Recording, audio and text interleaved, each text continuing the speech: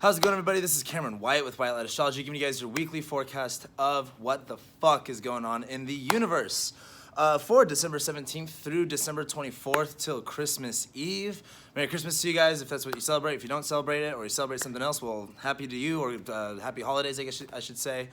Before I go into this week, there's only a few really big things happening this week, and I kind of just wanted to focus this more on reflecting a little bit back on 2018 and focusing on, what is it going to be like going into 2019 as well. I'm not in my usual, place where I do my videos and visiting some family in Arizona, so I'm here in the backyard enjoying this cool weather that's not super hot, and it's actually really nice out here, and it's not as cold as Denver. So let's kind of go into it. Starting off on Monday, we've had the moon in Aries, and it's coming up to a conjunction with Uranus, which, makes you feel like you're maybe a little bit anxious. You want to go do something. You're trying to break through. You're trying to break, Uranus is breakthrough moments, liberation moments. And when you have the moon right there, it can really heighten that sensitivity to where you want to keep continuing that. So going into Monday, you might have felt, ready to go, ready to move on, especially because Mars is also sextiling Pluto. That's not a big deal. However, I think Mars being in this Pisces area where it's still finding its way, it's still being guided by its own intuition, it's not necessarily fighting the energy, it's going with the energy. I think as that sextiles Pluto, where Pluto's, this kind of scary energy, but that sextile is supporting it, and I do think Mars is starting to really be able to find his way, really trust his intuition, to be able to guide his own path through Pisces without, getting overwhelmed, without getting lost, or without getting distracted. So I think Monday's a really good day today just to kind of fly forward, go out and do things. However, as we go on into the week, on Tuesday, tomorrow, we have the moon going into Taurus.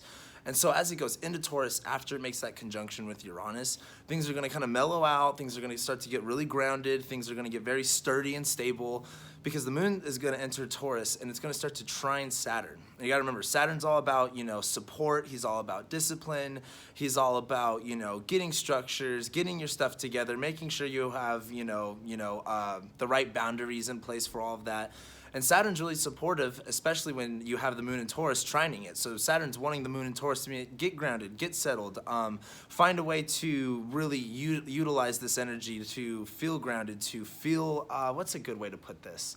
The moon in Taurus, I like using the word grounded because it's such a grounded thing, but I think as Saturn is in Capricorn, where he's wanting us to construct, he's wanting us to build, and while the moon's in Taurus, I think this is about getting settled with that energy. As well, actually that's kind of like it on, Tuesday, really. I wrote down Venus leaves shadow, but she left shadow earlier this week, and I still feel like that's important because, Venus is on her own in Scorpio now. She's finally out of the first 10 degrees of Scorpio and the last couple degrees of Libra. And as Venus, this planet of value, this planet of, beauty, she wants to bring things together. She wants to have fun. She wants to live her truth. And she's in Scorpio, where it can be hard for her to do that, and at times when she does go into that realm, she kind of goes to extremes. She can feel a little bit frustrated. She can be holding on to certain things that aren't letting her express herself that natural way. And as Venus is out of shadow and flying forward through Scorpio, I think this is just a big time to really face that fear, to really look at things in a sense of not necessarily do or die, but what do you want so bad that you're willing to do whatever it takes to get it? And I think that's a really good Venus and Scorpio energy. Not settling for less than exactly what you want, no matter what it looks like and how intense it may be. And so I think as Venus is out of shadow now and she's flying forward, this is really giving us that, all right, it's not necessarily a do or die, but don't settle for less. Don't be afraid to go after this. Don't be afraid to want this. Keep flying forward, and Venus is going to get out of Scorpio. She's going to go into Sag, and she's going to conjunct Jupiter. So at the end of the day, it's all going to end up working out. It's all going to play out. Hold on. Change that lighting real quick. So I think this is really important, though. And I think as the moon goes into Taurus, especially as we go into Wednesday, where the moon in Taurus will oppose Venus, I think this is going to be a lot on our minds, because the moon's in Taurus, where it wants to feel settled. It wants to feel, doesn't want to get out of its comfort zone. And the moon's going to be opposing Venus in Scorpio, where Venus is like, but I want this, but I'm focused on this, but this is what I'm really desiring. And the moon in Taurus is probably going to have to get out of its comfort zone a little bit. Mars will be sextiling the moon on Wednesday as well. It's also, still going to be making kind of a trine to Saturn, trining Pluto, if you want to even count that. However, on Wednesday, as the moon does oppose Venus, I think this is really looking at, okay, what do we want, and are we willing to get out of our comfort zone for that? And it's, you know, as the moon sextiling Mars, you know, Mars is in Pisces right now. We're still figuring out our way. We're still taking one step at a time. But the moon in Taurus is, you got to make that decision yourself to get out of your comfort zone, because when the universe forces you out of your comfort zone, sometimes you're not so receptive of it. So when you make it your idea, you make it your choice to get out of your comfort zone, it's easier to take on these things, and it's easier to go about them and to feel confident about going about them. But then we get into Thursday, where Thursday is a little bit interesting. There's not a whole, it's not like big things, but it's things that I did want to talk about. The sun is going to be trining Uranus. It's going to be right at that galactic center point between Wednesday and Thursday. And as the sun's on this galactic center point, which, you know, is just basically the center of the Milky Way galaxy, I don't think it's anything to really, you know, zoom in and lock in on. However, you know, the sun's right over the middle of our galaxy. That's a big, like, you know, downpour of energy. The center of our galaxy is our home. It's kind of like, you know, our sun is the center of our solar system. Center of our galaxy is the center of our galaxy. And when we have the sun right there kind of bringing light to this, bringing the essence of that to play, where it's also trining Uranus exactly at 28 degrees. And Uranus is, you know, liberating, breakthroughs, you know, anarchy, rebellion. I think the sun trining Uranus as it's on top of the galactic center is going to feel really liberating. It's going to feel exciting to feel like you're pushing forward, to feel like you're actually going for something. And you're going to feel a lot more connected in a, I guess, in a very spiritual way, in a very, you know, human way of like this path forward, of this new movement, of this, you know, what it looks like to move forward. I think it's going to feel natural and intuitive to be able to move forward. However, on Thursday as well, we have Saturn hitting 10 degrees. So Saturn's entering a new decan. Saturn's entering a whole new part of Capricorn, and it's going to stay in this first, or I should say the second 10 degrees of Capricorn for the next little while. And I did want to make an emphasis on that real quick. However, also on Thursday, we have Venus trining Neptune, which I talked about in the Venus retrograde video, and I have been talking about this a few times. I don't remember exactly when else. However, as Venus trines Neptune, where Neptune's in Pisces, just kind of saturating things that can be spiritual, that can be confusing, that can be illusions. It's just, you know, it's a very much emotionally captivated thing. As Venus is trying it, where Venus is, you know, in Scorpio, she's really specific about what she wants. She's not afraid to get it. She's not settling for less.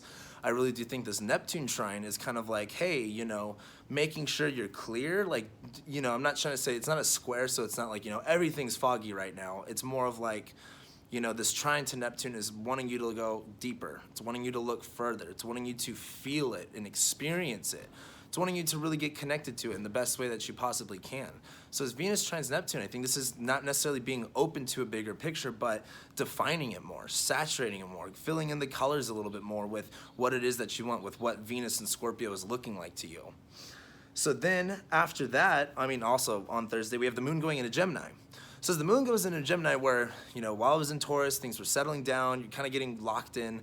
The moon's going to go in Gemini, and it's all going to start going crazy. Not meaning, you know, everything's just going to blow up or whatever. But the moon in Gemini kind of likes to stir the pot in a good, and I guess in a sense.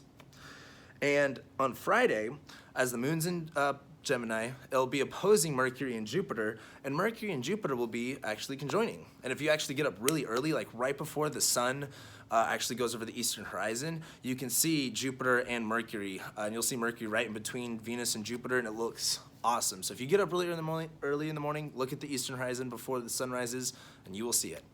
Anyway, as Mercury hits Jupiter, where Mercury's communicating the message of Jupiter, and Jupiter's in Sag right now. Jupiter is he's in his home sign. He's able to fulfill that, you know, promise that he has. He's able to efficiently operate. It's like having a race car tuned up to the right specifications for the right track, for the right altitude, and it's just running perfectly. And as Mercury hits Jupiter, I think this is spreading that message of we're learning, we're growing, there's more to be experienced, there's more to be explored. And I think this is going to bring a lot of hope and a lot of faith. You know, this is something that I talked about in my Jupiter and Sag video was, you know, having the faith, having hope, believing in something. And I think as Mercury hits Jupiter, where Mercury's basically wanting to communicate that message, I think that's going to be a really huge day as we feel that. And the sun is also going to be going into Capricorn on that day as well. It's going to be a little bit later. However, as the sun goes into Capricorn, after it passes Sagittarius, this is where things are going to start to be really concrete. And the reason I bring that up is because after Friday, where we have this Mercury-Jupiter conjunction, we go into Saturday, the sun's going to be at 0 degrees Capricorn, the moon is going to enter Cancer, and we have this full moon in Cancer. And I really do think that this full moon in Cancer is really going to make us settle in with what do we need, where do we need to trust, where do we need to nurture ourselves. And when I say that, I'm not saying, we need to realize and be open with ourselves. It's we need to feel that. We need to feel that energy of like, dude, what do I need right now? What am I feeling? What do I need to trust? Am I trusting myself? Am I trusting them? What are your primal needs? And as the sun goes into Capricorn, where, it's going to be conjuncting Saturn. I mean, I'm almost done recording the January horoscopes. They'll be out later this week. But dude, January is going to be really intense. And as the sun goes into Capricorn, this is about realizing those needs, that full moon in Cancer. And then what are you willing to do about it? Like, what work do you have to do? It's kind of like if you have a bad day in your personal life, you don't go into work wearing that energy. You got to take it off. Before you step in the door, you got to take off all that personal energy and just get to work. And I think that's what the sun in Capricorn, full moon in Cancer is going to be. And it's just realizing, dude, this is what I need to do. Like, I don't have the time to waste. I don't have the, the emotional and, capability right now to involve myself in anything else than what I need. And I need to focus on that. I need to build this. I need to work on it. And I need to be willing to do what it takes. And I think throughout this time, especially as Mercury and Jupiter are conjunct and they're all in Sagittarius, even though it's going to seem very real and very serious on the outside, I think on the inside, this is going to be just about exploring, just about having fun, having that adventure, going on something new. That Jupiter and Sag vibe is very present this week. So then after that, though, on Sunday, we have the moon opposing Saturn. The moon will be opposing Pluto as well, but it'll be trining Venus and it'll be trining Mars. And so I do think that while the moon continues to go through Cancer and starts to oppose Saturn, it's going to feel like, this verse, it's kind of like, am I willing to suck it up and do the work, or am I really emotional? Am I scared? This could also be trust issues. This can be dealing with, like fear of the unknown, fear of, how everything feels.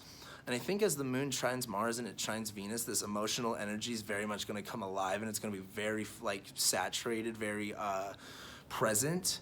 But I do think as the moons oppose Saturn and Pluto, it's still going to be raw and real. And I do think Mars and Venus, though, are going to be supporting that. Venus is, zodiacally sextiling Saturn, like not by degree, but by sign. Mars got done with the sextile to Saturn, but still, sextiling it by sign. And I think as the moon trines Mars, trines Venus, I think this is still giving a lot of support with you just have to trust this process. You just have to get into emotional integrity with yourself and be willing to take the next step. It's about opening up. It's about being vulnerable. It's about letting yourself feel those things. And I think as we go through this weekend's really going to open us up to a bigger understanding of what we're going through, a more real understanding of what we're going through. And, after Sunday, we go into Monday, where the moon will conjunct the North Node, pass the North Node, and then it will enter Leo by Monday. We have that trining Mars still. It's going to be trining Mercury. It's going to be trining Jupiter. Mercury is going to be squaring Neptune as it leaves shadow by the time we get back to this video on Christmas Eve. And so I think this is going to be important because as the moon goes into Leo, this is where it's going to feel confident. This is where it's going to feel fun. This is where it's going to feel exciting, and we're going to have this energy to really move forward and feel like, it's all ours, like that moon in Leo, that proud feeling, that loving feeling.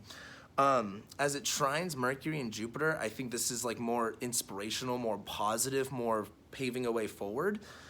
But I think as Mercury leaves shadow and it makes its final square to Neptune, I think this is really about looking at things through the most realistic perspective that you can. As we had this Mercury retrograde and it squared Neptune and, it went back into Scorpio, we had that clarity. This is Mercury going through Sag, where it's fun and exciting and it can kind of get overwhelmed. And as it squares Neptune, I don't want you guys to get lost again, get caught up in all of it again. And I think as Mercury does square Neptune, this is about being clear about that path. Being clear about, I may not know what the places that I'm going to, I don't know what that's going to look like, but I know that I'm going to get there. It's about enjoying the journey and not necessarily the worrying about what the destination is going to look like and having expectations on that. And so I really do think that this week is going to, the first part of it isn't too crazy. I think it's just little minor lunar transits. But as we get into this weekend, as by the time we get back to, next Monday, and you guys watch this next video, I do think that there's going to be a lot of big shifts. And I do think that it is going to be in this very serious role, but I do think this Mercury-Jupiter conjunction where it's exciting and it's positive and we really see, how to move forward, why we're moving forward, why we're, you know, enjoying the process moving forward. I think that's really going to become prevalent this week. So that's what I got for you guys. I think this week's going to be interesting. And then I know next week, you know, we're going to be mostly talking about 2019 and just going straight into it. 2018 has been a very interesting year. We've had crazy eclipses. We had a Mars retrograde. We had a Venus retrograde. You survived 2018.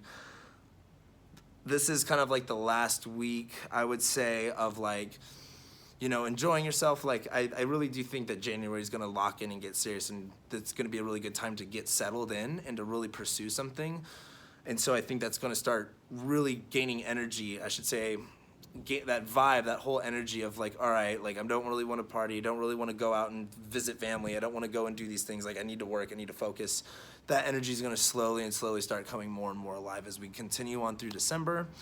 And I just want you guys to remember, before we do go into January, is like, look at 2018 and look at all the changes that happened, look through everything that you went through, and realize that with 2019 you have the capability of changing whatever it is that you want. Like, you know, the astrology is going to influence you, but it's about really utilizing it the best way that you can. So when you go into 2019, go in with some goals, go in with some resolutions. Like, you know, people think it's corny or people think it doesn't work, but, you know, that's up to you. That's for you to decide.